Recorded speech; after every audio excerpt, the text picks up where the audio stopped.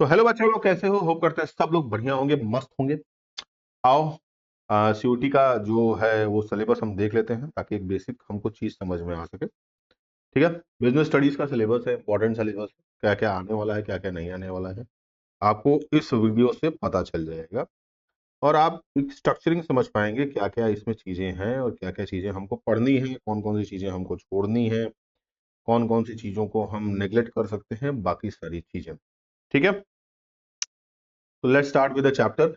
और चैप्टर में आपका क्या कहा है कि सबसे पहले आपके पास क्या दिया है, nature and significance of a management. ठीक है, nature and significance of a management. ठीक। इसमें कौन कौन से हैं भाई? पहला इंपॉर्टेंट टॉपिक है मैनेजमेंट, जिसमें कॉन्सेप्ट दिया होगा, ऑब्जेक्टिव एंड इंपॉर्टेंस। अगला दिया हुआ है nature and management, nature of management, जिसमें management as science, art and profession, ये इंपॉर्टेंट है। अगला दिया हुआ है लेवल ऑफ मैनेजमेंट, जिसमें top, middle, supervisor, first level, जितने भी तुम्हारे जो लेवल ऑफ मैनेजमेंट के आते हैं ये इंपॉर्टेंट है। क्वेश्चंस तुम्हारे वन वर्ड में, ये तुम्हारे फिलिंग द ब्लैंक्स में क्वेश्चंस करके दे देगा। मैनेजमेंट फंक्शंस में हो गया, जिसमें प्लानिंग है, ऑर्गेनाइजिंग है, स्टाफिंग है, डायरेक्टिंग है, कंट्रोलिंग, मतलब कि ओवरऑल पूरे बुक की बात कर रहा है। ठीक है। ओवरऑल पूरे बुक की बात कर रहा है कि बुक में कौन सा चैप्टर आपको पढ़ना है और कौन से चैप्टर को आपको ध्यान देना है। तो ओवरऑल पूरे बुक की बात कर रहा है। ठीक। अगला क्या क्या आ गया, जिसमें कोऑर्डिनेशन हो गया, नेचर एंड इंपॉर्टेंस। ठीक।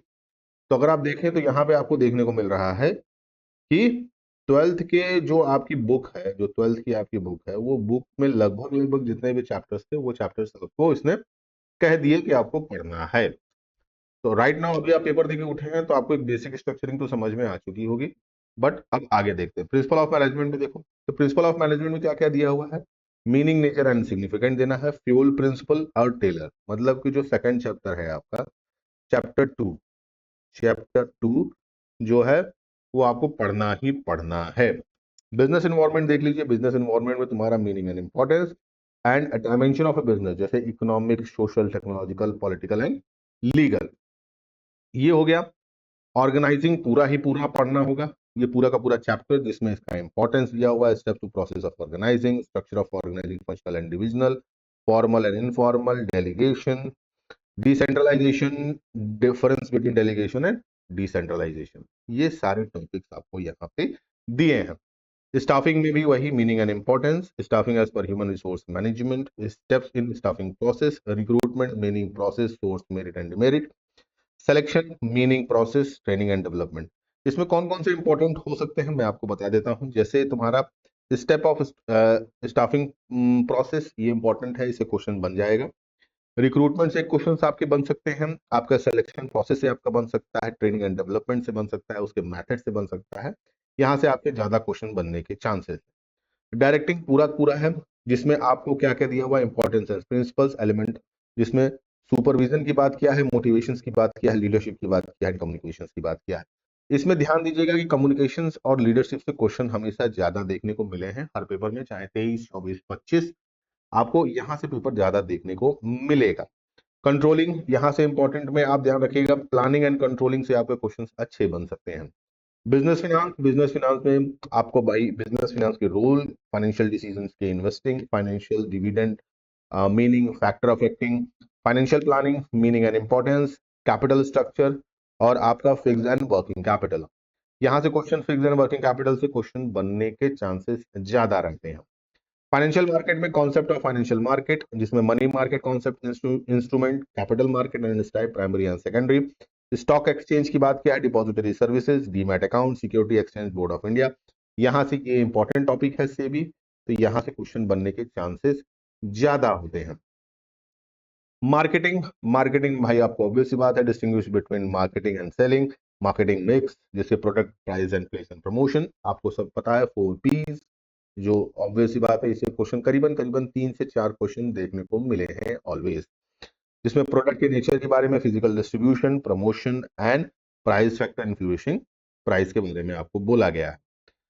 सबसे इंपॉर्टेंट जो है, सबसे ज्यादा क्वेश्चन देखने को मिल जाता है कभी कभी कंज्यूमर प्रोटेक्शन से, क्योंकि क्वेश्चन बनने के चांसेस, नए नए लीगल वर्ड्स, जो भी चीजें हैं आपको यहां से देखने को मिल जाती है।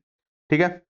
अब कैसे हम तैयार करेंगे ये इंपॉर्टेंट, कैसे हम तैयार करेंगे ये इंपॉर्टेंट है, ये हमको देखना बहुत जरूरी है। ठीक है। तो आओ देखते हैं। जब इसको देखोगे तब समझोगे, नहीं देखोगे नहीं समझोगे, ठीक है? नहीं देखोगे नहीं समझोगे। चलो, आओ।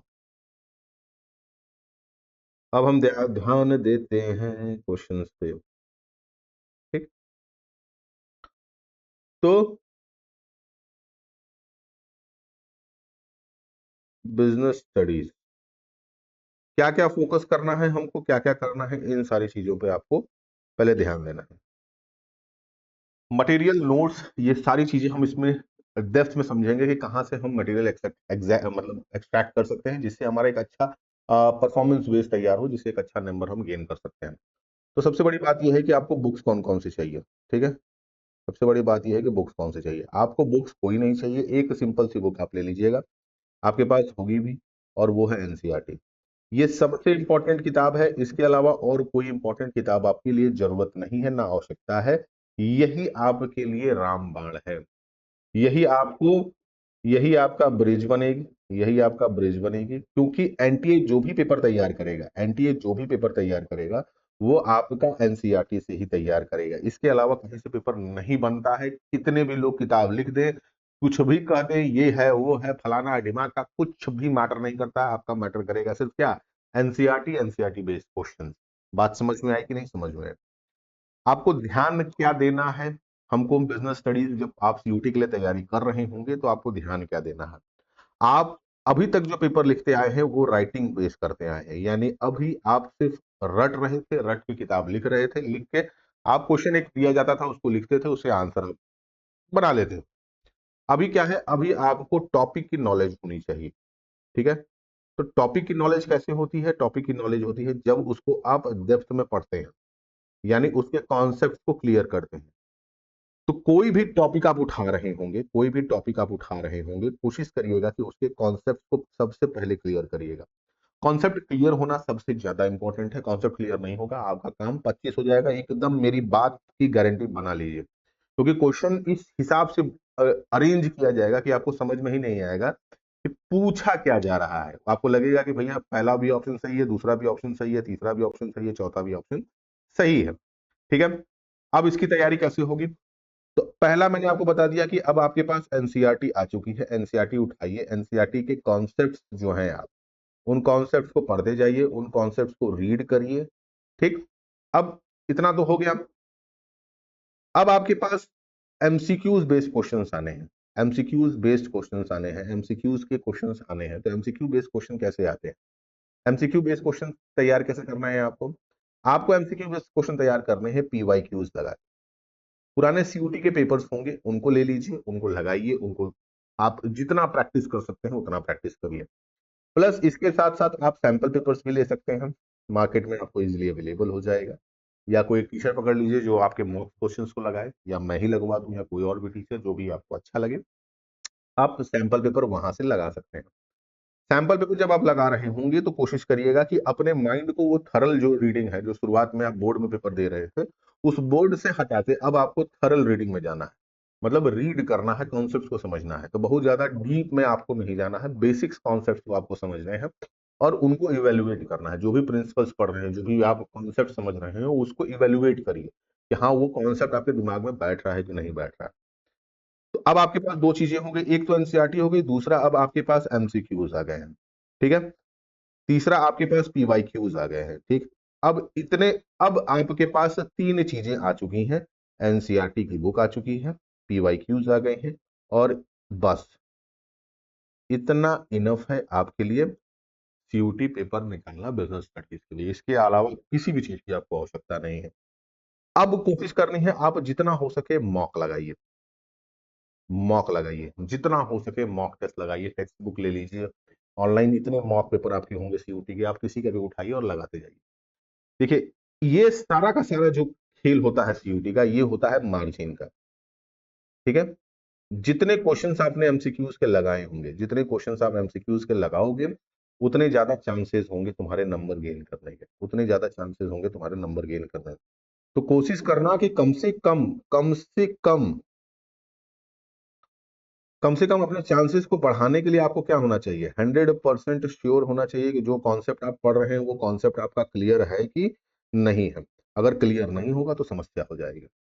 तो कॉन्सेप्ट क्लियर करने के लिए हमारे पास चांसेस को गेन करना होगा, तो क्या करेंगे, हम एमसीक्यूज को लगाएंगे, जितना ज्यादा हो सके एमसीक्यूज को लगाइए, जितना ठीक। पीवाईक्यूज कहाँ आपकी मदद करेंगे? पीवाईक्यूज आपको समझाएंगे कि पेपर का अरेंजमेंट कैसे है, पेपर अरेंज कैसे हो रहा है, ठीक है। पेपर का अरेंजमेंट कैसा है, कौन सा पेपर में कौन से टॉपिक से सबसे ज्यादा क्वेश्चंस बन रहे हैं, कौन से क्वेश्चंस नहीं बन रहे हैं, कहां तक मुझे जाना है और कहां तक नहीं जाना है। तो कम से कम 3 साल 4 साल के पीवाईक्यूज को उठाइए, 3 4 साल के पीवाईक्यूज को उठाइए और इनको पूरी तरीके से रट डालिए, पूरी तरीके से थरल रीडिंग कर दीजिए एकदम, तभी आप इसके स्ट्रक्चरिंग को समझ पाएंगे। बात समझ में आई? तो ये रहा आपका बिजनेस स्टडीज का पूरा कॉन्सेप्ट। मैं आपकी मदद कहां तक कर सकता हूं, एज इन मेरे जो हाथ में है। मैं आपकी मदद कहां कर सकता हूं, मैं आपकी मदद यहां कर सकता हूं कि मैं आपको एमसीक्यूज कराता जाऊंगा टॉपिक वाइज। टॉपिक वाइज हम टॉपिक्स को क्लियर करेंगे, सबसे पहले तो हम टॉपिक्स को क्लियर करेंगे, उसके बाद उसके एमसीक्यूज को लगाएंगे, फिर उसके बाद हम पीवाईक्यूज को लगाएंगे। ये काम है। ओवरऑल डेट की अगर हम बात करते हैं पेपर होने की, तो पेपर करीबन 11 मई से लेकर 31 मई के बीच में किसी भी दिन आपका पेपर का डेट आ सकता है। 11 से 31 मई के बीच में कभी भी कोई पेपर हो जाएगा, कोई एक डेट डिसाइड हो जाएगी, 10 15 दिन पहले आपको पता चल जाएगा। तो एवरेजली आपके पास 45 दिन है, इन 45 दिन में आपको पेपर को तैयार करना, ठीक है। मैं कोशिश करूंगा कि करीबन करीबन आपकी 3 क्लासेस लूं। एक अकाउंट्स की रहेगी, एक रहेगी इकोनॉमिक्स की, और एक रहेगी बीएसटी की, ठीक है। अब ये तीनों क्लासेस मैं शाम को नहीं लूंगा, 2 क्लासेस मैं शाम को लूंगा और एक क्लास ऊपर कर दूंगा। हो सकता है कि मैं अपने कम्युनिटी में डाल दूं कि कौन सी क्लास पहले लूंगा, कौन सी क्लास बाद में लूंगा। फिलहाल अभी तो मेरा वर्कलोड ज्यादा है मेरे काम का, मुझे जैसे समय मिलेगा उसी हिसाब से मैं आपको वो डिसाइड करता जाएंगे, ठीक है। तो अपने को क्या करना है, अपने को एक बेसिक स्ट्रक्चर समझ में आ गई। आपको क्या करना है, सबसे पहले तो एक बात यह है कि एनसीईआरटी ले लीजिए, एनसीईआरटी ले लीजिए। दूसरा एमसीक्यूज लगाइए, एमसीक्यूज लगाइए। और तीसरा आप लगाइए क्या, पीवाईक्यूज। ये 3 चीजें आप लगा लीजिए, आपके सारे के सारे काम 25 हो जाएंगे। ये मेरी गारंटी है, ये मेरी बात अपनी गांठ बांध लीजिए। बात समझ में है? ठीक है। इतना ध्यान रखिए, मिलते हैं कल इसी समय इसी वक्त। तब तक के लिए बाय बाय।